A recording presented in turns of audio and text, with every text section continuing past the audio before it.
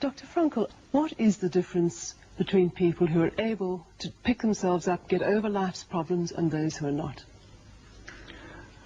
The decisive factor is decision, the freedom of choice, the freedom to come up with a decision. It should be, I would like to become this way or another, in spite of conditions that should only seem to fully determine my behavior. I wish to act freely as a responsible being, which is a human being. I wish to act in accord with heredity and environment, owing what I become to them, but also, if need be, in spite of the worst conditions. This is exactly what you could watch and witness under severe, extreme conditions of stress or of tragic conditions. Just think of people living for several years under the worst conditions of a prisoner of war camp. There's a whole body of psychiatric literature about that, or for that matter, in concentration camps. And this is what should be acknowledged. People are free, and if you watch or study the lives of such people in just a detached, down-to-earth, strictly empirical, scientific way and fashion, in another way than you presented it and you commented it in another way, then people get the picture, the impression of a human being as something, not someone, something that is fully determined, whereas they don't recognize and acknowledge the freedom and the responsibility for themselves, the responsibility for making something or someone out of himself.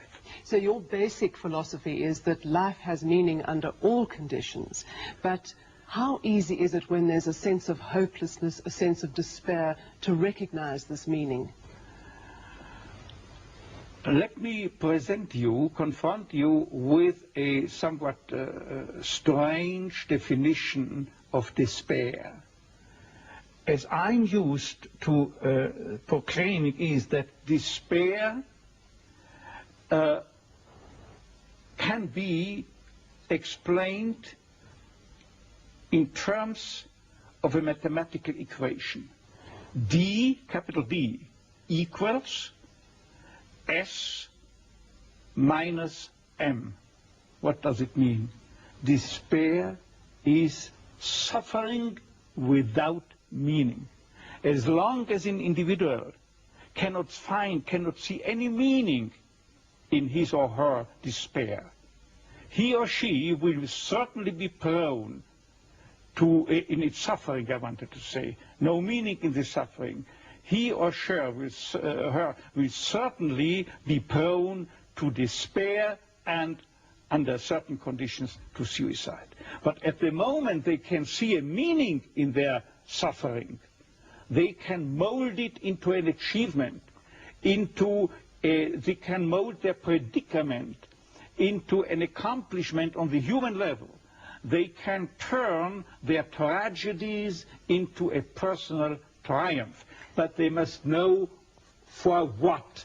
What should I do with it? But if people, like so many segments of present-day society and population, cannot find any meaning whatsoever in their lives, cannot see anything meaningful, they more often than not have something to live by, or say at least enough to live by. They cannot see anything to live for. What is the answer to the question, why me? Why did this happen to me? The answer to such a question is nothing that a psychiatrist or any other type of a scientist can come up. But I would not share the opinion of, say, Jean-Paul Sartre, who said we have to accept and to shoulder courageously, heroically, the absolute meaninglessness of our lives. But what I think is rather that what we have to accept is the incapacity of our humanness, the incapacity to recognize the ultimate meaning in intellectual or merely rational terms. This is the only thing we have to accept. But still, we may believe in an ultimate meaning, but to lead someone, say a patient, to eat the way for him to such a belief, to faith, is of course not the business or job to be carried out by a psychiatrist, but rather by a theologian. Tell me, to what extent do you feel we have choices in the things that befall us? Our freedom is a finite freedom, a limited freedom. That is to say, a human being is never fully free from conditions, be they of biological or psychological or sociological kind. But the ultimate freedom is always and remains always reserved to ourselves. That is the freedom to take a stand to whatever conditions might confront us. How we react to the unchangeable conditions is up to ourselves. In other words, if we cannot change a situation, we have always the last freedom to change our attitude to that situation. Dr. Frankl, give me an example of meaning that can be taken out of a situation of despair. I once received a letter from a young Texan student who told me his own story. At the age of 17 years, he had an accident when indulging to his diving sport. And from that time on, he was paralyzed from the neck down. And he wrote to me, "I broke my neck, but it did not break me. I am at present helpless, and this handicap will remain with myself apparently forever. But I have not given up my studies.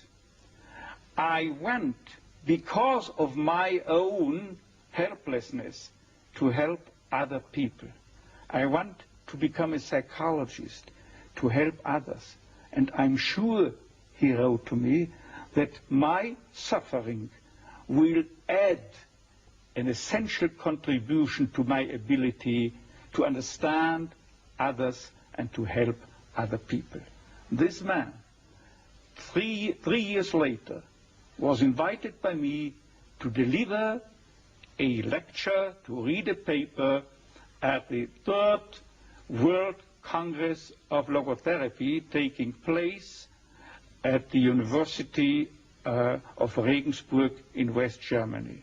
He was brought in and with his wheelchair by a plane from Texas to West Germany and delivered a lecture under the title, "The Defiant Power of the Human Spirit." The last sentence read, "I know that this is true because that man was me."